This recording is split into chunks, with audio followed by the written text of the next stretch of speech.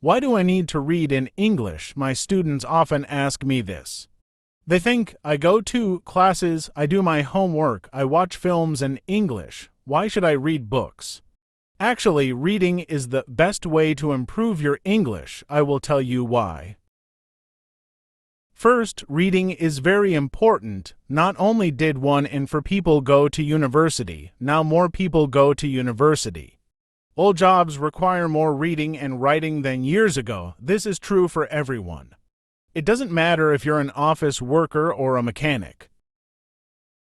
Second, reading will improve your speaking, writing, vocabulary, and grammar better than any other way. It won't improve your listening, but it will improve your vocabulary, and when you have a better English vocabulary, you can listen more easily and improve your listening that way. In school, you probably read lots of English. You probably read boring textbooks and stories with exercises at the end, but I'm not talking about that. I'm talking about reading for pleasure. That means reading a book you enjoy because you enjoy it. You're not reading because your teacher said, read this book. You are not reading because you think, I should read this book. You are reading because you want to. In the experiment in schools in America, they gave some boys free books. They were fun books like James Bond. They said, you can do what you want. You don't have to read the books, but the boys did read the books. They read a lot of books. Some boys read a book every 2 days. After years, they gave the students a test. The students who got the books got better at reading and writing, and they liked school more. The students who did not get the books did not get better at reading and writing. Actually, some of them got worse. This isn't just true for native speakers. They also did an experiment on students learning English in the Fiji Islands. They tested 3 ways to teach. The first way was normal English teaching. They did grammar classes, exercises, and so on. The second way was reading in silence. The students read books in class. The third way was reading together. The teacher read books to the students. After 1 year, the 2 ways with reading were the best. They were much better than the students who did normal English classes. They did the experiment again in Singapore. There, the students who read in silence did very well. They did the best in grammar tests. Other students did grammar classes, but they did worse in grammar tests. In normal classes, we try to remember grammar and vocabulary. When we read, we learn them naturally. Maybe you're thinking, when I read in English, it's too hard, I have to use the dictionary all the time. It's boring, I can't do it, I understand. So, I wrote this book.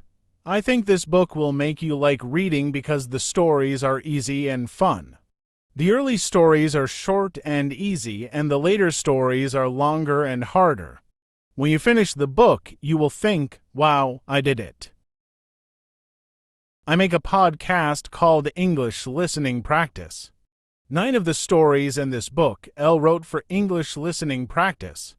One of the stories I wrote for this book, but when I made this book, I made the stories better.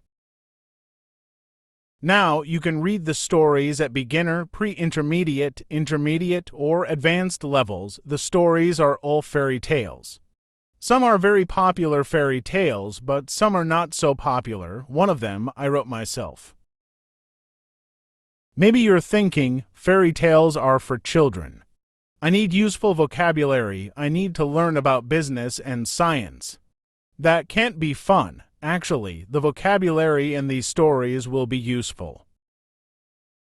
McQuillan did an experiment where he looked at vocabulary in novels. 80% of the words were on academic word lists. These are lists of words that you need to know to study at university. Rolls and Rogers also did an experiment. They said, if students read 1 million words of science fiction, will they learn important science words for studying at university? The answer was yes. So, yes, fairy tales are useful for you too. but I understand if you still don't believe me. When I learned about all this, I found it hard to believe too. But I like to try new things, and I love learning languages. So, in 2017, I decided to do an experiment. I had wanted to learn Spanish for a long time, but I didn't learn much in normal classes. I said, I will read 1,000,000 words in Spanish. Afterward, I will see what my level is. 1,000,000 words is about 40 novels, so it was a lot of work. I started with very easy reading, like this book. Then I started reading translations of books that I knew in English. For example, I have read Harry Potter and Game of Thrones in English, so I read them in Spanish too. Finally, I read new books in Spanish. I read Latin American authors. That means writers such as Isabel Allende, Luis Jorge Borges, and Manuel Puig. I love them. I also listen to podcasts, but I always read the transcripts and added the words to my goal. After I finished reading 1,000,000 words, I wrote and talked to native speakers. I was at an intermediate level. I could understand almost everything I read. I could understand people when they spoke clearly, and I could have conversations. I had spent most of my time reading, not speaking. In 1 year, I learned more than most students learn in 2 years. I didn't try to remember grammar and vocabulary. I learned them naturally. Maybe you're thinking, I don't believe this, or maybe you're thinking, wow, I'm going to read for hours every day, but I have to say something very important. You must read books that are easy and fun. If a book is too difficult or too boring, put it down and find another one. Stephen Krashen, an expert in language teaching, says, only read things in English that are fun and interesting. Read things that are really easy, that you wouldn't read in your native language because they are too easy. So, you can read comics, magazines, detective stories, romance stories, and so on. Don't feel bad about reading translations. If you read very easy books, when you see a word you don't know, you will understand the meaning easily. You won't have to use a dictionary. So, what is easy? Experiments show that you should understand at least 98% of the words in the text. 98%, that's so high, I know, but let me show you an example. Here's a text where 50% of the words are not real words, so you should understand 50% of the words. Jerry fleared out of bed and opened the curtains. He bammed to himself as he made breakfast. He made coffee and put butter on his puffer. Someone called his phone and he picked it up. He was very surprised by who was tingling, so his inky fell on the floor. Is that easy to understand? Could you read a whole book of that? Here is the same text, but only 2% of the words are not real, so you should understand 98% of the words. Jerry jumped out of bed and opened the curtains. He sang to himself as he made breakfast. He made coffee and put butter on his toast. Someone called his phone and he picked it up. He was very surprised by who was calling, so his inky fell on the floor. How was that? You probably didn't understand everything, but it was more fun to read than the first text. That's why reading for pleasure is so great. Maybe you don't understand everything, but you understand enough to follow the story, and you don't have to pick up a dictionary. So, if you find that this book is too hard, read something easier. If you find it boring, read something more fun. I know that not everyone likes my writing, and that's okay. Find a book that is good for you. When we have fun, we learn much more because I want this book to be fun. It has no exercises in it. I thought about adding them after each story, but I don't think it's a good way to spend your time. Instead, you should read more, read for pleasure. If you finish this book, you can try the level above. Because you already read the stories, you will know them well, and it will be easier to understand. But maybe when you finish this book, you will love stories. I hope so. If you do want to read more, you can listen to my podcast, English Listening Practice. I write a news story every week with audio and text, and there are over 100 episodes for you to listen to. We can improve our English with such beautiful stories. Let's listen to this story. This will improve your English speaking skills unprecedentedly. Do you want to improve your English? Do you want to speak English more fluently? You see, the English language changed my life. I was born in Hong Kong, so English is not my first language. My first language is actually Cantonese. My second language is Mandarin because my mother is from Taiwan, and my third language is English. So, when I first immigrated to North America, I couldn't speak a word of English.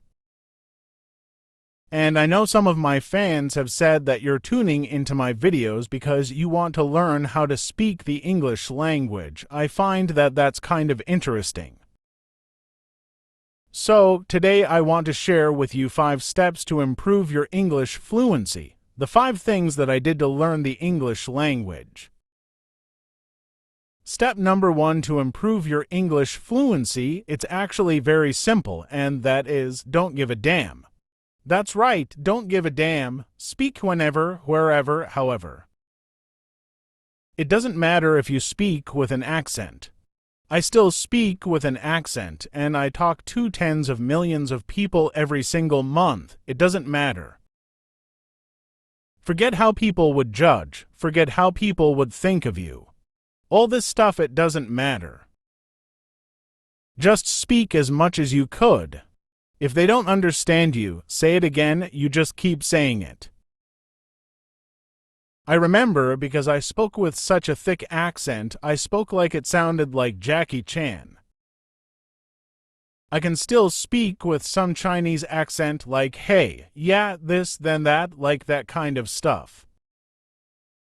But you just speak as much as you could because that's how you get comfortable. You would not guess if you're always thinking about, to understand a culture, to understand philosophies, you need to understand the language. So, when I learn the English language, then I also learn about a lot of other things about the culture, about business, of course, that's what I do. So, language is not just that you use to communicate. Language is also something that you could train your mind with, so understand that.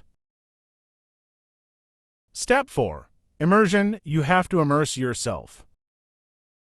So, when I was learning the English language, what I did is I would listen to music every single day. Would listen to English music, English songs, and try to sing along and just to learn it, right? It was very, very difficult, and I was listening to rap music, which is way too difficult. I gave that up, but I was watching English movies without subtitles, and I would listen, and at first I wouldn't understand. I would understand maybe 5% of it, right? And then I would understand, I think, that's what she means, and 10%, 20% as my English improves, I noticed I would understand the movie more and more and more, right? So, you have to immerse yourself. Talk in English, listen to English music, watch English movies, do as much of that as you could. Naturally, you'll pick up the slang, you'll pick up certain stories or phrases, that kind of phrases. That's how you learn the English language. Then you make it fun. So, it doesn't have to be you have to sit down and study, I'm studying the language. No, make it fun. Talk to people who speak English, right? Like, interact, connect, read, watch, listen. That's how you get good. That's how I got good. Step number 5, to improve your English fluency, and that is to hang out with people who speak English. Like, I know it sounds so obvious, but that's how you do it.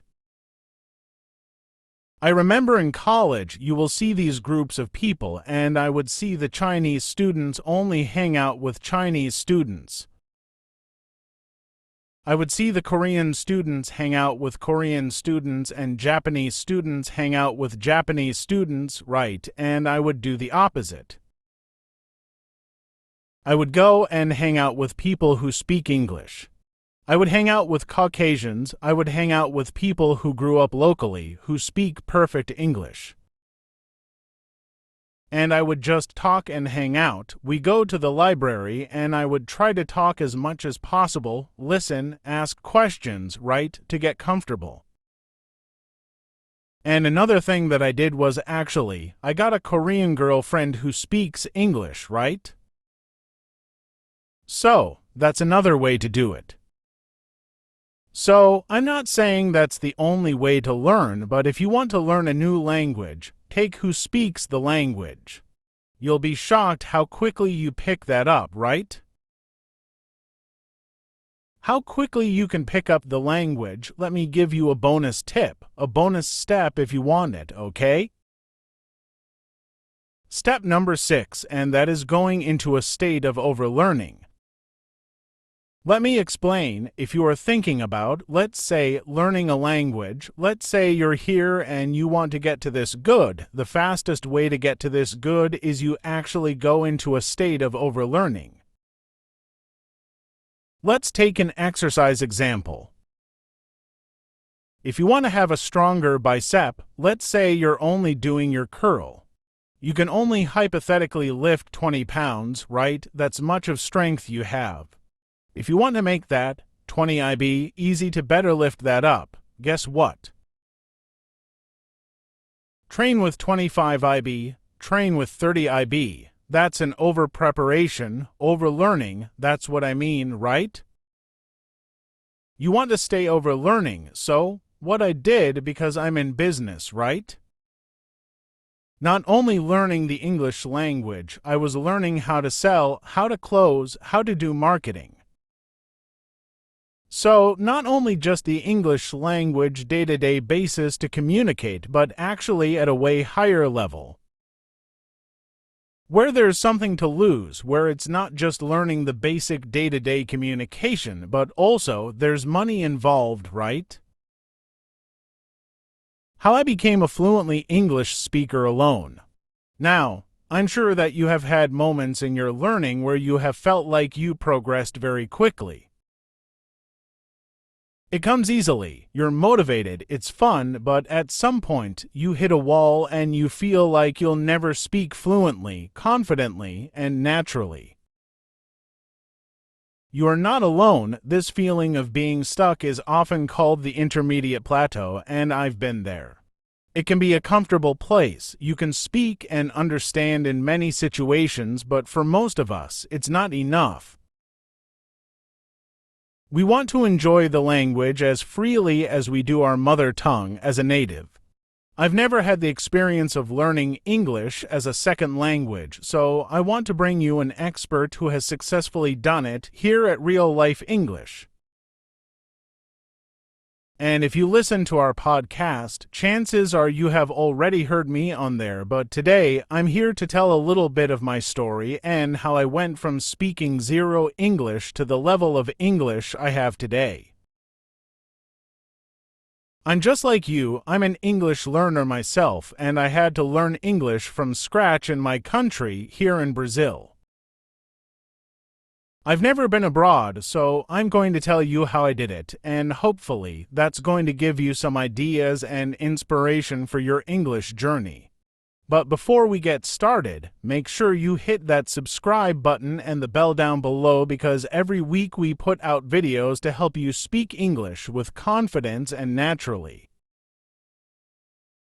So now let's get started. So my story with English began when I was 15 years old, and as I told you, I come from Brazil, and at that time I knew zero English. You know, I couldn't speak anything, I couldn't read, I couldn't write, but at 15, something magical kind of happened because I started to have this desire to become bilingual. I don't know exactly why that was, but the idea of using two languages to communicate, to express myself, was very attractive to me. And I remember also that I looked around me, I saw my family, my friends, my social circle, and I realized that no one knew English. So I started to associate also the idea of knowing English with having a better life or having school. He took an English course, and he was really helpful because I talked to him, and he was kind enough to lend me his old course books, because every semester his school would change the books. So, the books that he wouldn't use anymore, he would lend them to me. So that's how I started. I started by studying with old course books from my friend and a grammar book that he had lent me, foreign studying by myself with those old books, And I remember that I was really fascinated because English was always interesting to me. I always loved the language, but I was then actively studying it, right? I mean, I was reading stuff in English, I was copying stuff from the book that I saw, and I was already very excited because I was using another language to write or to communicate or to express myself. My speaking was really, really bad at that time, So I couldn't speak yet, even though I grew up kind of watching movies with my parents in English and listening to music in English as well. I didn't have my speaking skills so developed yet. I remember that I would try to read stuff out loud from the books that I was studying with, and it was a disaster because, the words wouldn't flow. I had no idea how to pronounce certain words, for example, labdo, It was really bad and frustrating, but I kept going because at the end of the day, that was all I did for pretty much 3 years, from 15 to 18 most of the time. I would study with books, and that was the first mistake I made, and I'm here to tell you this because I took way too much time to long to start speaking. You don't want to do that, and at that time, 20 years ago, it was much more difficult to find people to practice my speaking with, so I just studied with books at that time. But nowadays, we have so many more cool resources, like apps. And speaking of apps, I can tell you about the real-life English app, as you probably know. And with the app, you can have conversations with people from all around the world at the touch of a button, plus you can listen to our podcast there, and with the transcripts, it's just amazing. So, if you haven't downloaded the app yet, make sure you do that because, that is one of the resources that, for example, I wish I had when I was learning English and trying to improve my speaking 20 years ago, music, but then something magical happened in my life when I turned 18. I started working, and I have to say that my work experience, the jobs that I've had in my life, they were crucial in my English development, especially the speaking and the listening skills. Let me explain. My first job was at a drugstore, and I worked as a cashier there, but there was something interesting about that drugstore because that peers. They would see me at lunchtime kind of eating and studying at the same time. So pretty quickly, I became the English guy at the drugstore. So, every time a foreign customer came in, L was the one to be called. Hey, Chicago, there's a foreign person there, a foreign customer, go help that person. Then I would go there and then speak in English with those people and try to help them out, right? I remember one time, it was kind of funny, I was at the cash register and I was talking to this American customer. She was a lady, and then, I was trying to talk to her in English and explain to her that I had never been abroad and everything, but I was still learning the language. And then I said, "Oh yeah, I've never been abroad," and then she kind of stopped me, and then she said, "Oh, I think you mean abroad," and I was like, "Oh, abroad. Oh, thank you very much for the correction. I appreciate that." So that was one example, of how having these little interactions with these customers helped me because, sometimes I would say something wrong, like abroad, and then the person would help me by correcting me, and I had many of these small interactions at that time that were really useful. And this is another tip that I can give you. Be open to correction, because if somebody corrects your English or your pronunciation or the way you use a word, this is actually great. For speaking to Americans on the phone 6 hours a day, 6 days a week for a year, so that in a way it was my version of living abroad, It was my version of having an exchange program, because I was really speaking to natives for a year, and that really helped me with my speaking skills and my listening skills. But it's important to mention that I only got that job because I already knew English enough to get that job, so all those years that I spent before, working and studying and learning paid off, because those years allow me to get this job, and then I improved even more. So here's what I have to say to you. Keep learning, keep developing yourself, and start looking for job opportunities that allow you to use your English on a daily basis, because then you're going to improve even more. And between those jobs, that was actually the moment when I really started to create my own immersion in English now, because I was already kind of using English on my daily routine there at work, and then I was really serious about it. Everything I made sure that I did in English, so watching movies in English series, listening to music, I love rock and roll, for example, so I always listen to my favorite bands in English, and with my very first paychecks, actually, that's what I did. We didn't have Netflix at that time or streaming services, so I actually would go to media to learn English. By the way, if you want to learn or to know my exact step-by-step process that I use to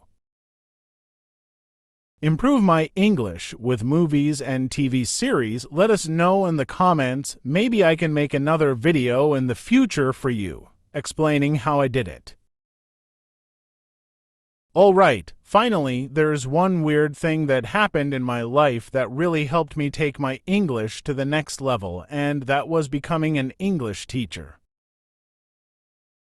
I started teaching English at 21 years old, so it's been 14 or 15 years now already, and I have to say that teaching English and helping people with their English was actually an experience.